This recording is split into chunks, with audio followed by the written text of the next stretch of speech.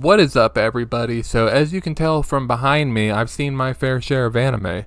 There is a couple that I stay away from, though. Cooking and sports. That's because I don't really care about cooking or sports. So that includes Dungeon Meshi, a show I have seen popping off big time lately.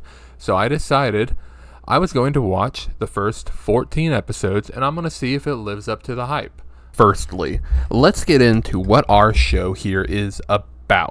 There seems to be this land that had gone missing thousands of years ago. Very prosperous land and very good for itself. The king shows up out of nowhere and says, "Hey, this mad mage sunk my place. You beat him, you can have it." That's where we start off.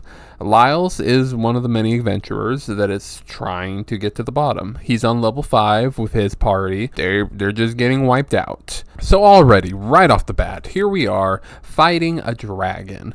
Now this seems really big, really epic, really important. And the whole time, this guy is just thinking, you know what? I feel a little peckish. That is really what your mind's on right now? That you haven't ate lunch. So I could tell the comedy coming in right off the bat. But I thought, here, the sister's getting eaten. This is going to turn serious. It's going to have some reason that they're delicious in dungeon or whatever they call it. But no, she teleports them off. And this guy is still just kind of like, I really want food. Now, quick side note here. One other thing I saw that I was really blown away by was that this is animated by none other than Trigger. So when I think of Trigger, I think of Gurren Lagann here. I know this is Gynex, but it's all the same people who went and created Trigger pretty much. But I still think of this style. Kill la Kill, Darling in the Franxx, a lot of their other shows like that. I haven't seen Cyberpunk Edge Runner, so I cannot attest to that being in the style. I don't know if it is or isn't. But part of the biggest point about it is seeing Trigger as a studio mature to the point of creating things outside of the cartoonish over-the-top style is really cool. It's great to see that you're not a one-trick pony with this kind of stuff. I mean, their predecessor, Gynex, they made Gurren Lagann here, but they also made Evangelion here. And Evangelion and this, completely different styles. And that's something Gynex did really well, is show you they're capable of a multitude of different types of things. And I think it's really cool that Trigger is showing off their availability to do the same thing, to not just be a one-trick pony.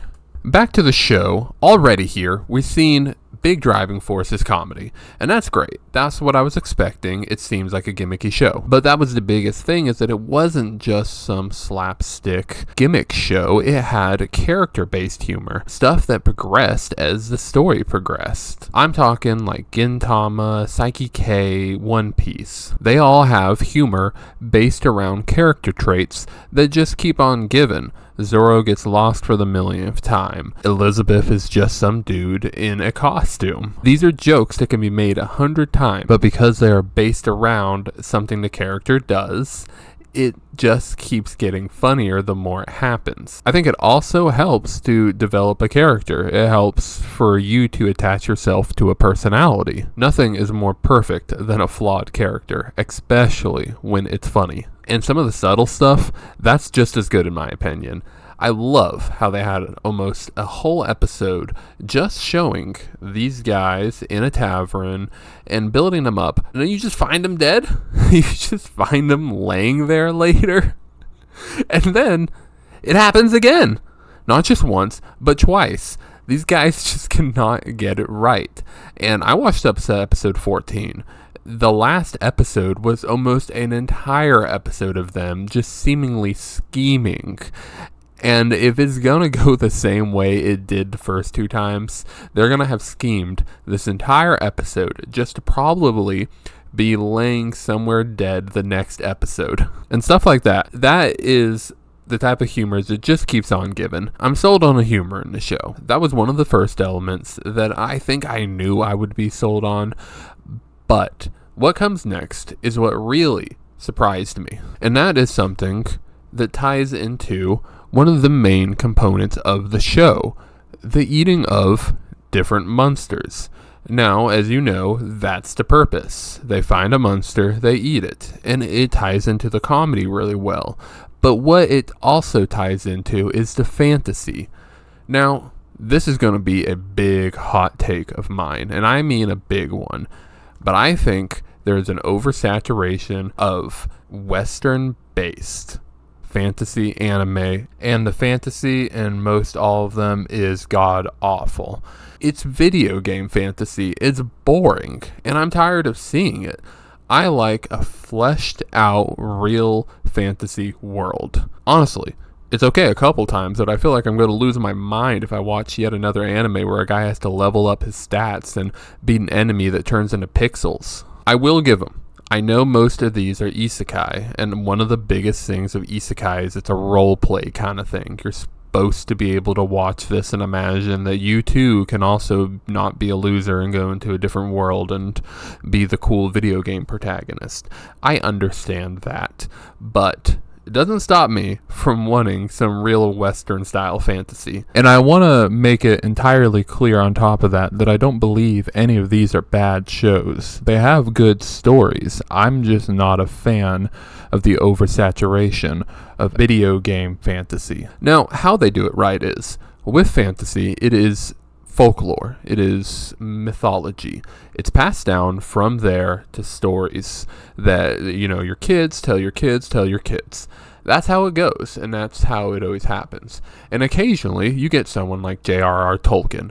What he does is he basically takes Norse mythology, like 90% of things from it, he threw together to create Middle-earth. He gave its own language, he gave its own lore, and he built stories based off this world he built.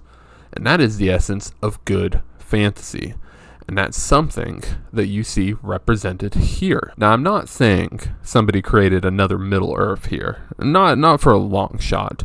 But what I am saying is they created a world with a multitude of elements based from other things that they then flush out slowly and give to you in such a satisfying way. I mean, already just to show you the level of variety in this, there's mandrakes, that comes from Mediterranean region. Now this one I'm pretty sure is just a giant bat, but there is a giant bat in Indonesian mythology called Yahoo. It could be that.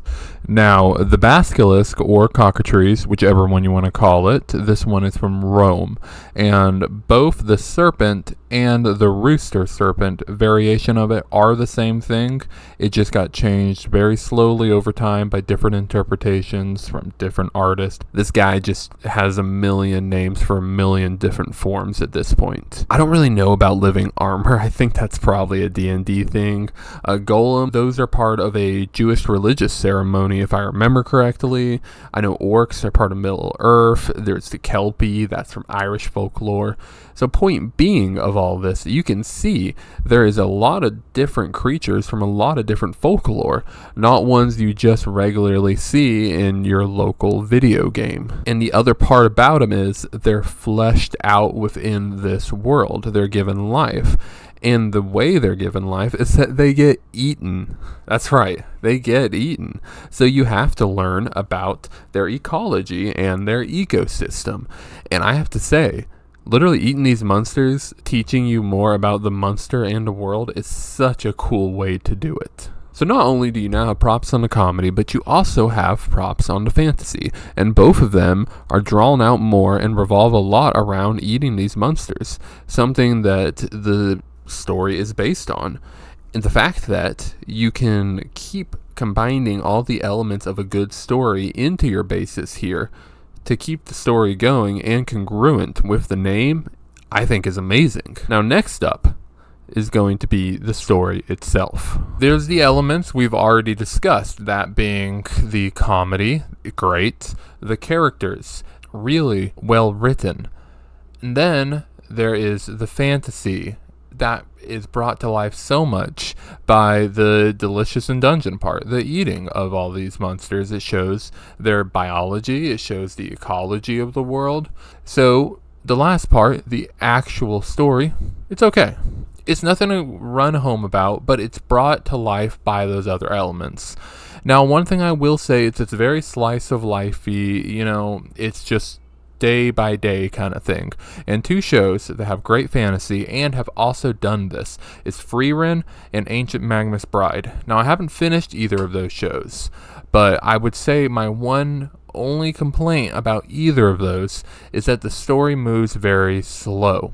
And one thing this does different is that it has an underlying motivation to keep moving forwards before the sister is eaten by a dragon. But seeing someone bring in an element to like they've done here to keep it going while also keeping it at a slow pace is a great idea in my opinion. And I'll also say Bump of Chicken did a really great job with that opening. They did one of my favorite Spy X Family openings, and that was because the instrumentals, just like with this one. I'm not like super particularly crazy about his voice or anything. The vocals are okay, but their instrumental choices in all their openings have been really good. So, overall, I think it's worth the hype.